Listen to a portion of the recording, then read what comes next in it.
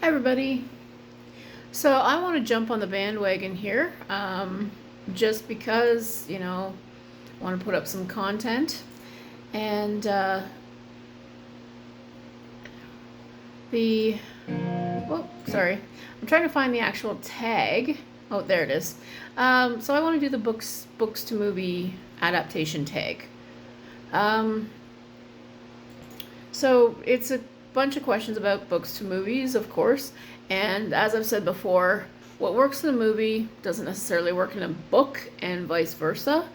And I've always thought that the best adaptations are the ones that we're seeing from directors who fundamentally understand that, who understand how filmmaking works and how to translate those ideas into into the different medium.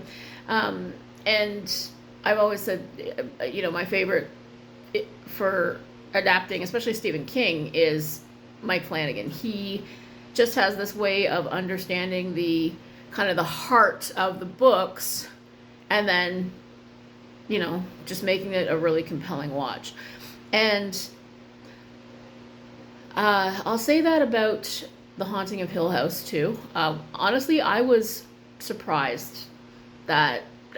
See, I made a mistake of watching the series first and absolutely loved it. And I knew that the book wasn't at all related to the series, but it still was not anywhere near as good as I was expecting. Although I did absolutely love We've Always Lived in the Castle, so the book. I haven't seen the film yet, so we'll see if that's disappointing or not. Anyway, I'm starting to babble, so let's go back to the topic at hand. So the books to movies adaptation tag, books to movies tag. Now this one's been kind of floating around for about a month now.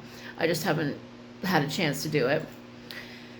So the first is, what movie or TV series was better than the book it was based on? Now there are quite a few. And again, it does have to do with that. What works in the book doesn't necessarily work in a movie, and vice versa. And I can name a few. I would say definitely Let the Right One In. They cut out half the book because they wanted to focus on the relationship between the kids. And I think that was a really good choice, because the other half of the book was about these middle-aged alcoholics who were nowhere near as interesting.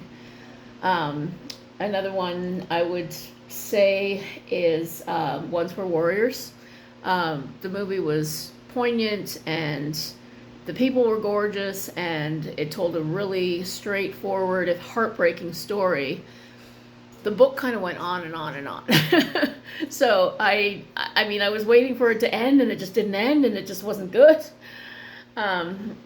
So it's unfortunate, but I loved the movie, didn't love the book.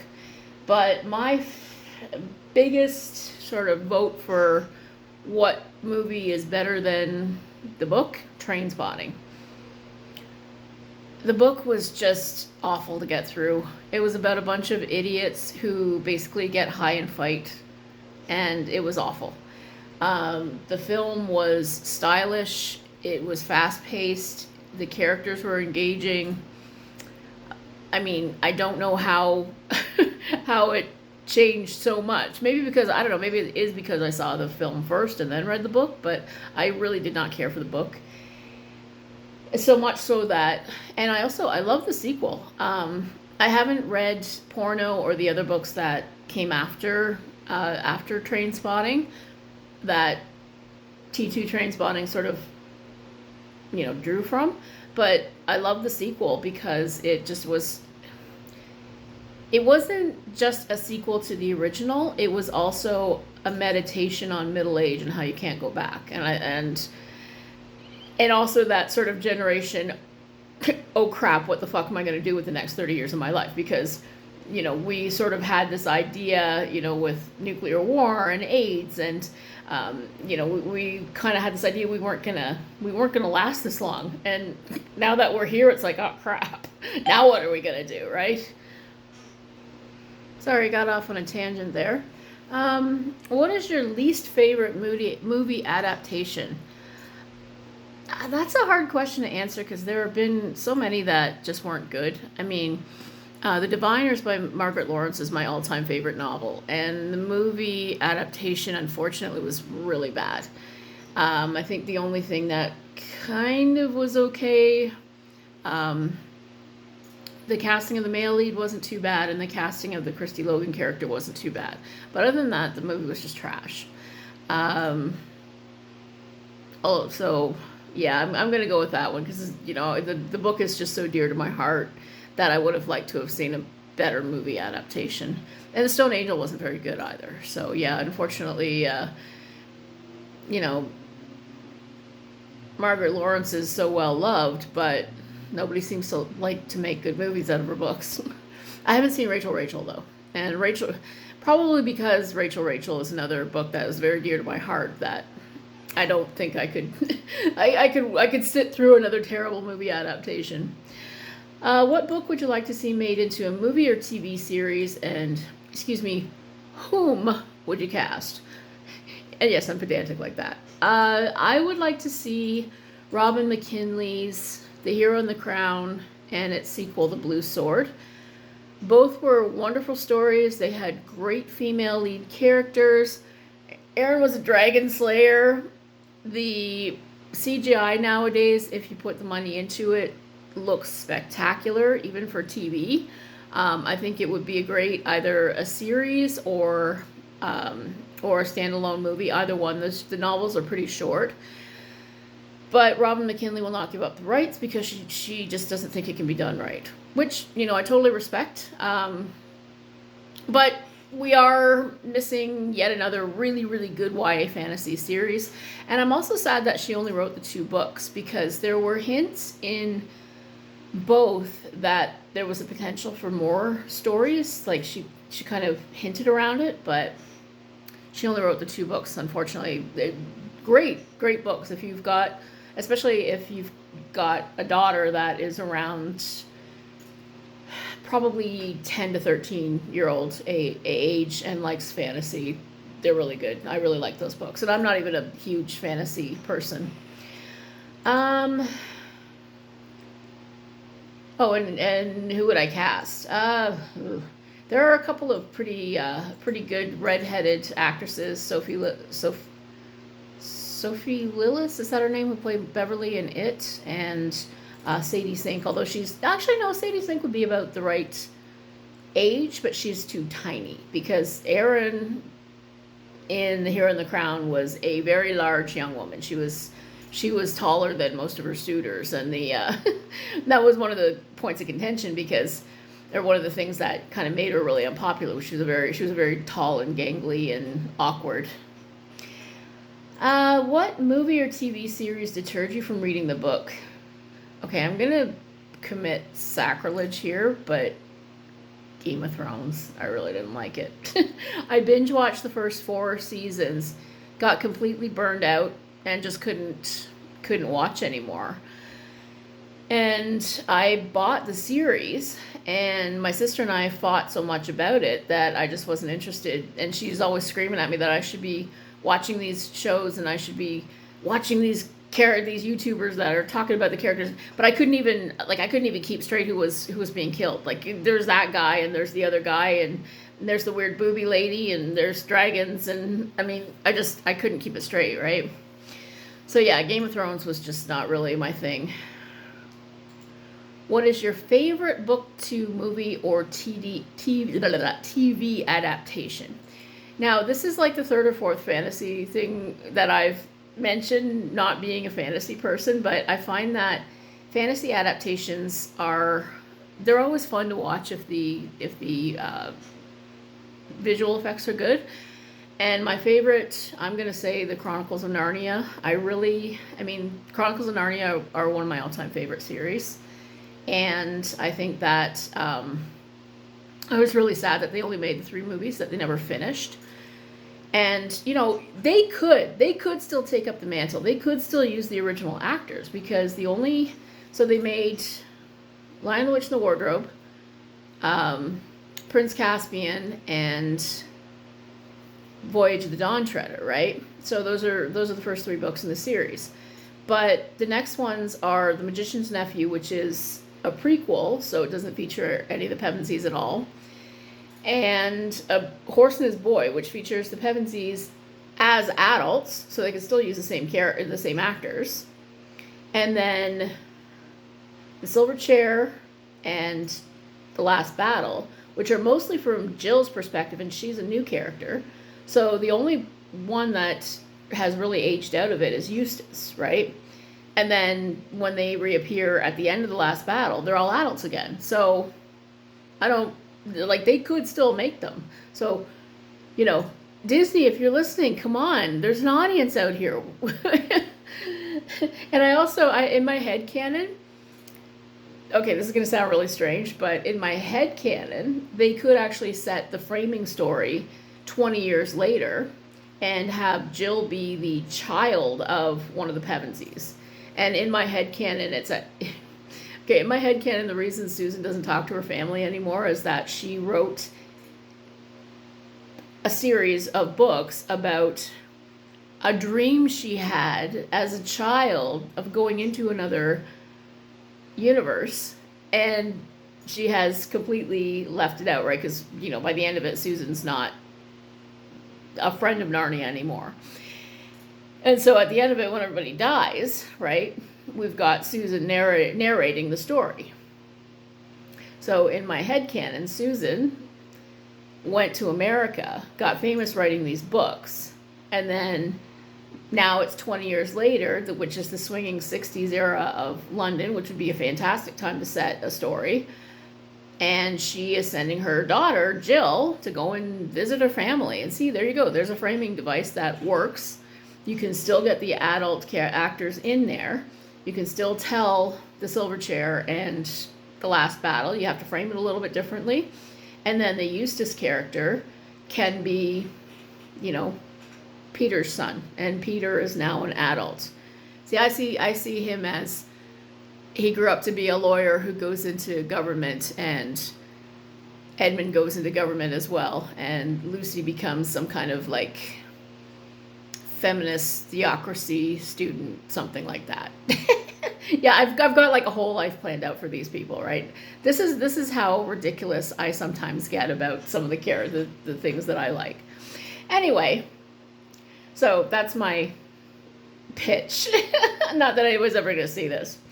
What previously adapted book would you like to see remade and improved? Whom would you cast? Okay. Oh boy. I would like to see, okay, I have said this 100 times, 1,000 times, 1,000,000 times. The Running Man needs to be a series. It needs to be one of those, whether it's Netflix or Hulu or whatever. The things that King predicted about the 30 years in the future time, they were so prescient. The divide between rich and poor, the idea of mega corporations and game show hosts running what was previously political fields, the idea of vast spectacle, even some of the things like he uses racist words, and then there's a little that these were taken out by the Censorship Act, whatever it was, and one of the characters has a withered arm from polio, which came back, which we now have coming back because people are idiots and aren't vaccinating their kids. I mean, just so much stuff that King just mentions in passing in this future world, or this world that was the future when he wrote Running Man. It's now come to pass. I mean, we could set it 10 years in the future and it would still not look that different from our world, but also if you showed it to somebody 30 years ago, would be just this incredibly alien world. And yes, okay, there's a big problem with the ending, but they can stop it just before that part. If they decide that they want to make it a series and keep it going, right? or they can just end it with a bang like they did in the book. That's my opinion. I think The Running Man just needs to be a series. I think it would be a spectacular series because it's just close enough to be sort of grounded in realism, but fantastical enough that they can do all kinds of interesting things. Especially with the concept, sorry, my nose is itchy. Especially with this concept that game shows are the only possibility of people getting, food and care and medical treatment. I mean, it's a sad state, but I could easily see look at how many people turn to things like YouTube and Patreon, they just try to crowdfund just to live. I mean, it's crazy, right? What book series made into a movie or TV series is your personal favorite? So what book series made into a movie or TV series?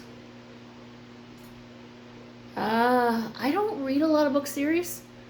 I can name some books that were adapted that I really enjoyed, that whether I read the books or not. I mean, I think Notes on a Scandal is a spectacular movie, and I'm just getting into reading the book. And the book, I mean, obviously I'm only one chapter into it, but the book so far isn't as compelling as the movie was. And that I think is based a lot on the strength of the two lead actresses. I mean, spectacular casting in that one. What book series? Well, the only thing that I can think of that I've seen would be Harry Potter. And yes, fuck J.K. Rowling. She's awful.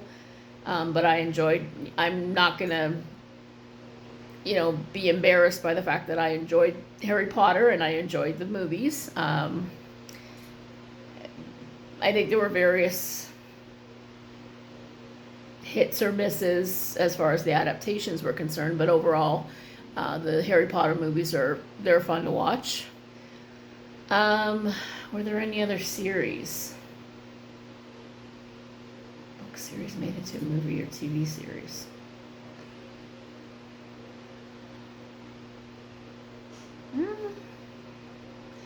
Can't think of any off the top of my head. Nope, that's it. I'm not going to tag anybody, but I hope you enjoyed this little sort of jaunt through some of the books and movies that I enjoy. There are some adaptations, especially Stephen King and horror adaptations, that I've left out. I thought that, just honorable mention, I thought that It Chapter 1 was a fantastic adaptation of my all-time favorite Stephen King book. I loved the young cast. Chapter 2 was uneven, but I thought it had a really great cast. I spent a lot more time going, what the hell? And laughing inappropriately than I did being scared. But the one positive thing that I can say about It Chapter 2, or the main positive thing that I can say, there were other things that were good,